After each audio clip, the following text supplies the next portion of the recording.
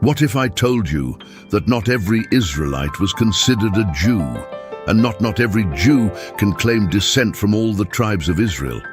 It's a complex history that has left many confused. Are Israelites and Jews the same? Is Israel a land, a people, or both? This question has come up so often in the comments that today we're going to dive deep to answer it for you.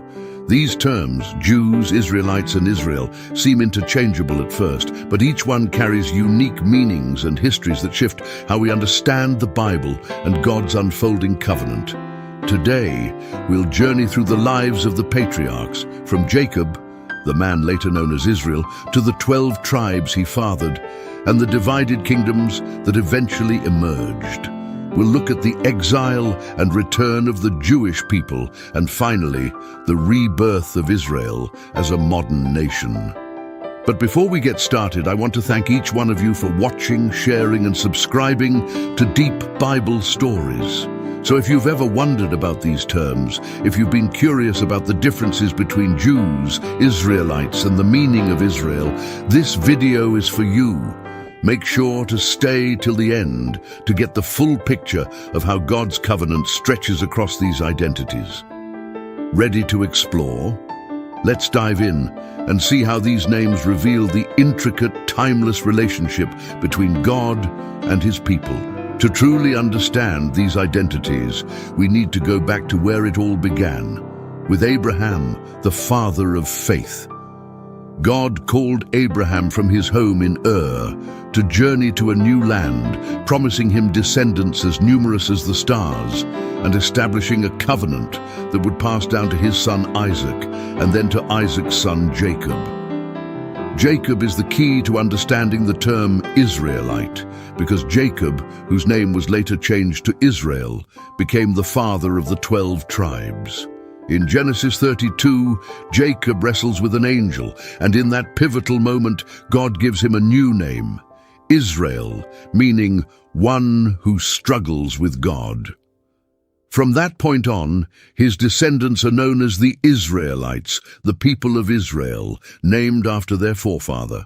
The 12 tribes of Israel trace their lineage back to Jacob's 12 sons, each of whom became the head of one tribe.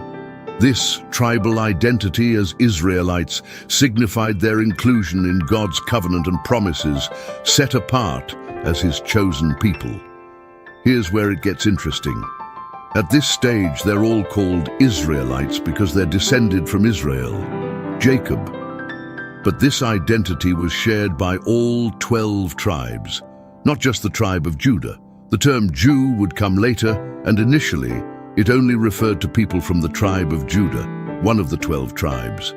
However, over time, the term evolved and became associated with all those who were faithful to the God of Israel. So, at this early point in history, Israelite refers to all descendants of Jacob, while Jew has not yet emerged as a term for any of them. After the reign of King Solomon, Israel reached a turning point. Around 930 BC, internal conflicts led to a division of the kingdom into two distinct entities: the northern kingdom, which retained the name Israel, and the southern kingdom, known as Judah. This division significantly shaped the identities of both groups. The northern kingdom of Israel consisted of 10 tribes, while Judah, the southern kingdom, included the tribes of Judah and Benjamin. The capital of the northern kingdom was Samaria, and the capital of Judah was Jerusalem. Because of this split, people from Judah became distinct from the other Israelites and began to identify primarily with their tribe and territory. The term Jew originates from this period, primarily referencing the people of Judah in the southern kingdom. As years passed, Jew became synonymous with those from the kingdom of Judah, who continued to worship in Jerusalem and follow the teachings of the Torah. This period marks the beginning of the association between the term Jew and specific religious beliefs and practices centered around the temple in Jerusalem. In 722 BC, the northern kingdom of Israel was conquered by the Assyrians, leading to the exile and scattering of the 10 tribes. These tribes became known as the lost tribes of Israel. Meanwhile, the southern kingdom of Judah, where the term Jew had become prominent, survived longer. The people of Judah continued to live in their land, maintaining their traditions, temple worship, and adherence to the laws of Moses. This historical split is crucial. While all Jews were Israelites, not all Israelites were considered Jews. Israelites still referred to anyone from the 12 tribes of Israel, while Jew increasingly referred to those specifically from the tribe of Judah or the kingdom of Judah. In 586 BC, the Babylonian Empire, under King Nebuchadnezzar, conquered the southern kingdom of Judah. Jerusalem was destroyed, the temple was burned, and many of the people of Judah were taken into exile in Babylon. This traumatic event forced the people of Judah to adapt and preserve their faith without a central temple or homeland. During the Babylonian exile, the people from Judah, now known as Jews, had to find ways to hold on to their identity and faith in a foreign land. In exile, their identity became deeply tied to the study and observance of the Torah. Synagogues emerged as centers for communal worship and learning, and rabbis became crucial leaders for maintaining the Jewish laws and customs. Unlike their Israelite ancestors, whose identity had been tied to a physical homeland and a central temple, the Jews in Babylon developed a unique cultural and religious identity that was portable and resilient. They strengthened their commitment to monotheism and distinctive customs like the Sabbath, dietary laws, and circumcision. In this way, the term Jew began to signify not just ethnicity or geography, but a specific faith and cultural practice centered around worshiping Yahweh. After about 70 years, when the Persian Empire conquered Babylon, King Cyrus allowed the Jews to return to Jerusalem. Many Jews went back to rebuild the temple, but not all returned. Those who stayed behind continued to spread Jewish culture and beliefs across various parts of the ancient world, resulting in communities that maintained a strong Jewish identity even while living outside their homeland. This period further entrenched the term Jew as not merely an ethnic identifier, but a people bound by covenant and shared religious practices. This Babylonian exile and return created a foundational identity for Jewish people that carried through into later centuries and can be seen even in modern Judaism. The survival of the Jewish people through exile and return is a testament to their enduring relationship with God and their commitment to preserving their faith, no matter the circumstances. After King Solomon's reign, the Kingdom of Israel split into 2 parts around 930 BC. The northern kingdom retained the name Israel and included 10 of the original 12 tribes, while the southern kingdom became known as Judah, encompassing the tribes of Judah and Benjamin. This division had far-reaching consequences for the identities of Israel and Judah, and ultimately for the Jewish people. The northern kingdom of Israel fell to the Assyrian Empire in 722 BC, leading to the exile of the 10 tribes. These tribes were dispersed across various regions of the Assyrian Empire, and over time they lost their distinct identity and were assimilated into surrounding cultures. These are often referred to as the 10 lost tribes of Israel. The term Israel became more complex after this exile. While it originally referred to the united 12 tribes after the fall of the northern kingdom, it began to refer primarily to the spiritual and ancestral identity rooted in God's covenant. Many Jews, especially those in the southern kingdom, saw themselves as carrying forward the legacy of Israel in preserving God's covenant. The southern kingdom of Judah, with Jerusalem and the temple, continued to represent the center of Jewish religious life and identity. The 10 lost tribes became a significant theme in Jewish, Christian, and even Islamic thought, with prophecies foretelling their eventual return. In Ezekiel 37, the prophet speaks of a future restoration where God will reunite Israel and Judah as one. This prophetic hope of a unified people under the Messiah is tied to the idea that all descendants of Jacob will one day return to their land.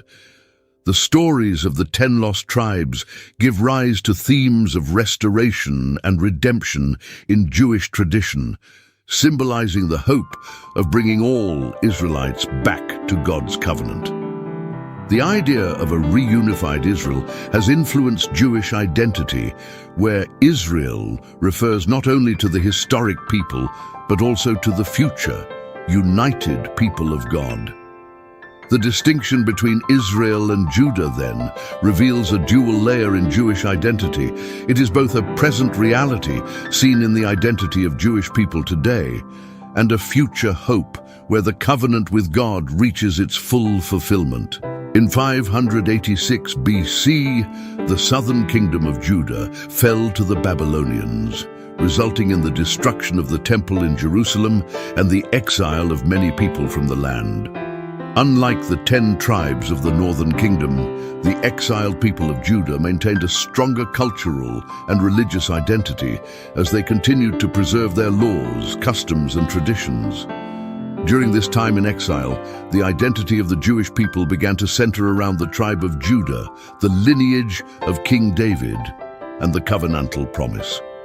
The term Jew, derived from Judah, began to refer specifically to the people who had maintained their covenantal heritage through this exile, marking a shift from identifying strictly as Israelites. By the time they returned to their land under Persian rule, the descendants of the tribe of Judah and those who had joined them were collectively known as Jews. This is why in later historical texts, such as in the New Testament, references are made to the Jews rather than the Israelites. Under Persian Emperor Cyrus the Great, the Jewish exiles were allowed to return to their homeland around 538 BC and began to rebuild the temple in Jerusalem. The construction of the Second Temple renewed the religious life centered around the worship of God and adherence to the laws given to Moses. The return to the land and the rebuilding of the temple reinforced the Jewish people's commitment to preserving their covenant with God. The term Israel continued to hold spiritual and ancestral significance, as the Jewish people saw themselves as inheritors of the original covenant, made with Abraham, Isaac, and Jacob, also known as Israel. However, their identity was more specifically tied to being Jews, descendants of Judah, symbolizing those who remained loyal to the covenant during and after the exile. Thus, Jew began to encompass not only a tribal lineage, but also a spiritual commitment to God's laws and promises. Following the exile, Jewish religious leaders placed greater emphasis on the study of the Torah and adherence to God's commandments. This emphasis led to the rise of Rabbinic Judaism, where rabbis became teachers and interpreters of the law, guiding the people in their relationship with God and their observance of His commandments. This practice of studying and observing the Torah became a defining characteristic of Jewish identity, transcending tribal lineage. Rabbinic Judaism also further solidified the concept of a Jew as someone who maintained the covenant relationship with God, regardless of specific ancestry within Israel's tribes. The unifying identity of being Jewish symbolized continuity with God's original promise to Israel, the people chosen to be His own.